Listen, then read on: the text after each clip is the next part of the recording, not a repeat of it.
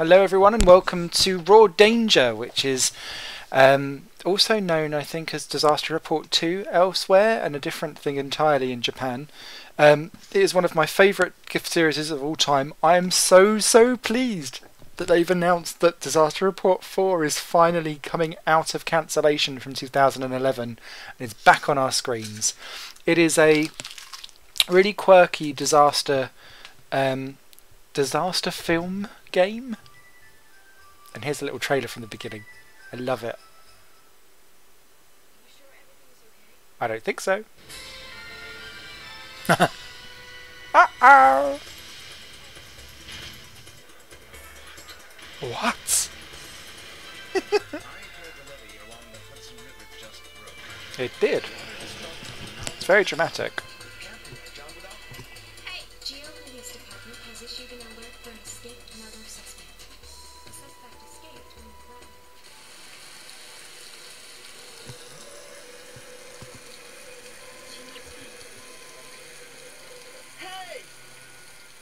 Oh, that hay. If anyone's played this game, hay becomes a thing.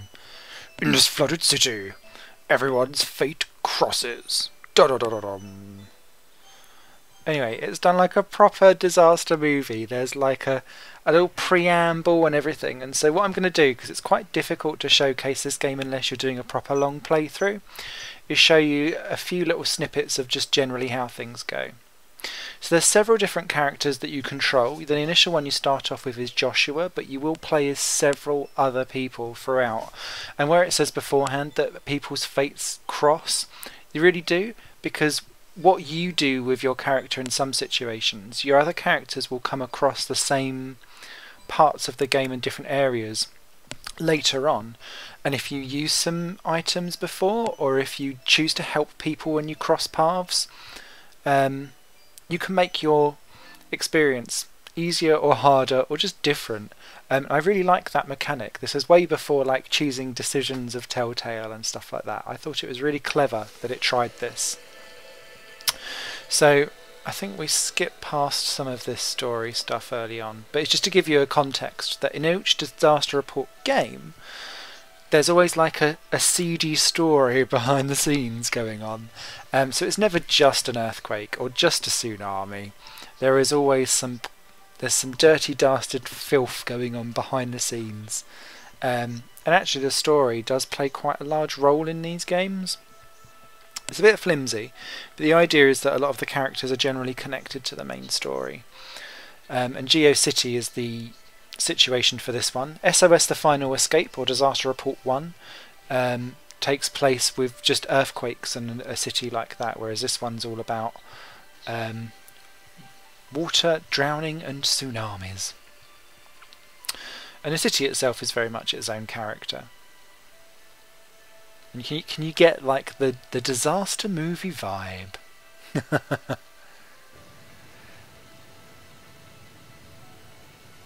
So there we go, just diving through into... Here we go, so just diving through to a little bit of gameplay. So you are Josh. Essentially you're a waiter. It gets you to do some waitering jobs so that you get to understand some of the gameplay and how you move around. The controls in this game aren't the best, and you do get the impression that the developer Irem, who's a very small developer and publisher, or publisher, I can't remember who actually makes the game itself, but the rights have changed, which is why the new one's now allowed to happen. You get the sense that they're really pushing beyond what it's like the game's capable of doing. But I love the fact that they've gone for it anyway. And it doesn't matter if the frame rate drops to ridiculous levels, I don't care. It's just a great experience of a game to play. That acting. So water plays a massive part of this game, obviously, and so does the way how your health and your energy bar, for want of a better thing, acts. And I think we come across this more later, but yes, water. Because there's foul play involved, chef. Okay. So you can see down bottom right hand side you've got a compass, and the bottom left hand side you have that thing that says dry and a little arrow next to it, and that's because we're essentially paddling around. But as with all disaster report games, just like being able to walk into loads of NPCs and and hear their conversations and understand the story at a wider scale, you have this meter which essentially, when your clothes get wet or you're in water yourself, it's as if it starts to give you hypothermia. And you can see now, because I've been paddling through water, I'm leaving footprints behind, and my energy meter is slowly going down because I'm wet, I've got hypothermia, I've got issues. And so at the moment what we're doing is just evacuating guests back into the hall, so it's still very much around the calm bit of the game before it all gets proper full on. That run and that axis doesn't matter though, it's still such a great game. Yeah, go back.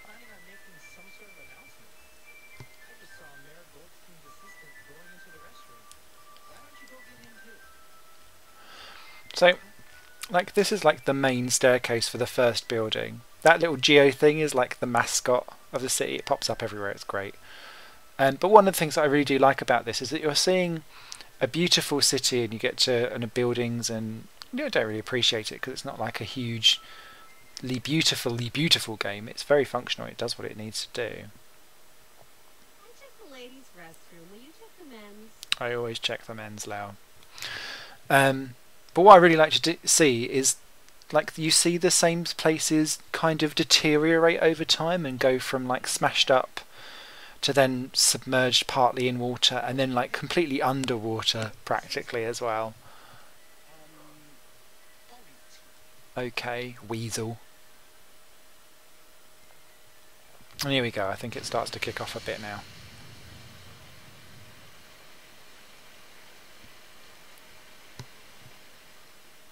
And it's something that I really hope gets revisited, is this idea of water filling up something. Oh, here we go. It's telling you about body temperatures and stuff now. I was ahead of my time. But I've not seen many games that tries to do fluid dynamics as part of a like 3D platformy type game, and like watching water rise in 3D and stuff like that and slowly rise up. And it's clever how it does it. I mean, it's quite heavy-handed on this. There you can see like things are starting to fall apart now.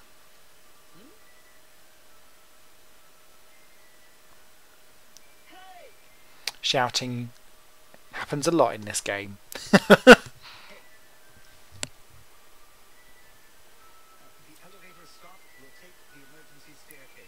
It's not as bad as heavy rain though. Ryan! Ryan!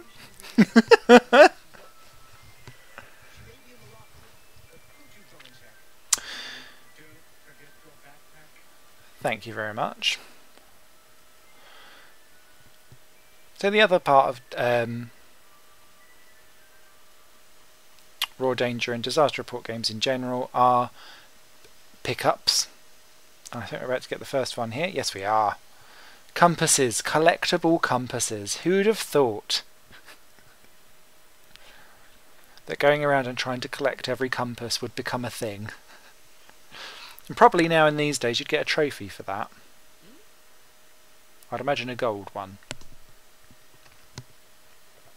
And of course you can crawl through bits, but crawling makes me wetter and therefore loses my energy. And if you become knackered, then that means that your energy depletes essentially.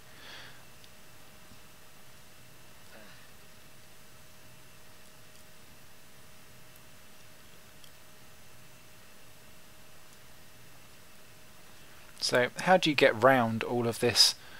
I'm being a bit of a drip. You can see I'm thinking, is that a thing that I can pick up? No, it's not, Simon. Come on. What you can do is get to places of heat and source of sustenance. And a survival point is usually marked with a yellow arrow.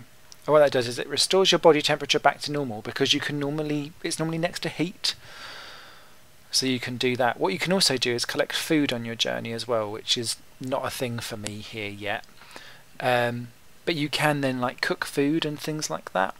I don't find that that becomes a big thing in this game, but the warming up certainly does. And they act as save points as well.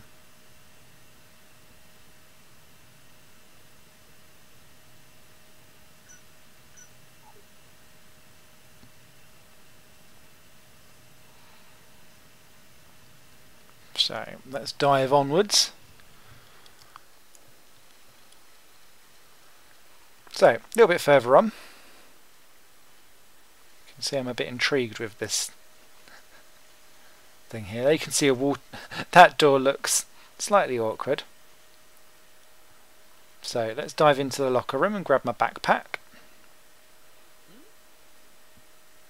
The backpack essentially becomes again a bit before its time. So the backpack has limited slots and weight, and essentially weight is how much you can carry. You can put on a bigger backpack, but you will go slower. If you put on a smaller backpack, obviously it weighs less, but then you can carry less in it as well, and so it really does become quite resourceve. And of course I'm just playing around on the beginning part of this, but later on you're choosing as to whether or not you carry around say like a water container. That's mega heavy and takes up space, but it's vital. And so do you be a bit more riskier by taking smaller water tanks, but then you can fit more other shit in your backpack essentially.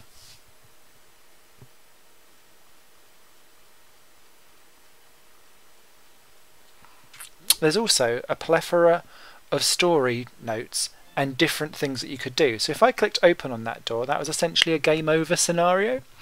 And what you can also do with this game is, just like you could do in Disaster Report 1 or SOS The Final Escape, there's loads and loads of different endings that you can have.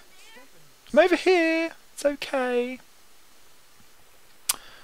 So I'm jumping around on gameplay here because I'm trying to show you like a cycle of how things work. But all of the characters you control, some of them can live, some of them can die. You can leave them behind, which is one of the dilemmas of Disaster Report 1, is that actually you could end the game quite early and escape, but you'd leave everyone else buggered. And it would tell you at the end, it would come up and it would go, well, I'm fine. I never saw them again though. I wonder if they made it. And you feel like a right arsehole. And I think, I'm nigh on sure you can do the same with this.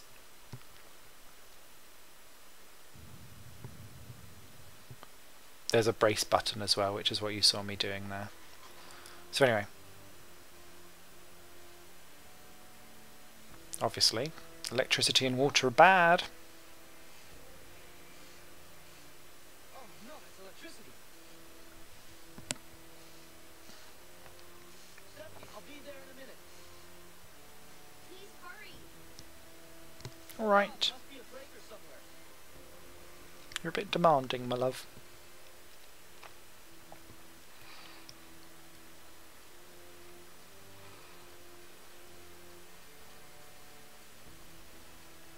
And here comes one of the many, many set pieces. It's the shortest one, to be fair, but it's just to show you kind of the type of gameplay that you've got. So it's a little bit of find the puzzle, or find the thing to get through, move stuff around. Very simple puzzle stuff. And then some run and guns.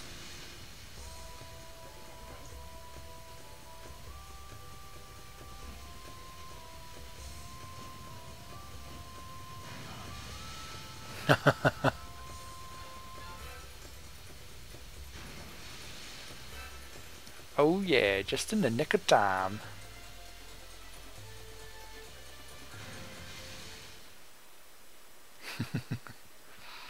Now, having bought loads of Japanese disaster movies, that is so of a Japanese disaster movie, and I think that's why I've got such a soft spot for these types of games.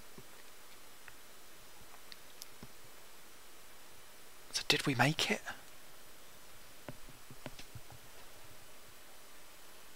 think we did.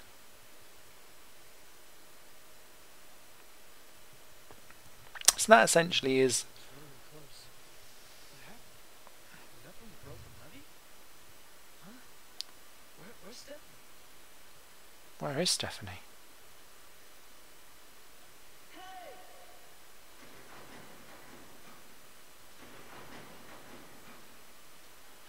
Oh wow, sod Stephanie, I see a mobile.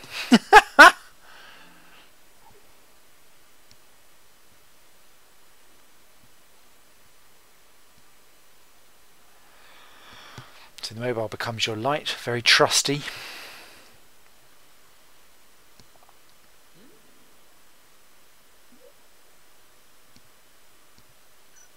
I'll take the pedometer compass. That does actually tell you how many steps you've got. Then you can help out Stephanie and continue on your journey.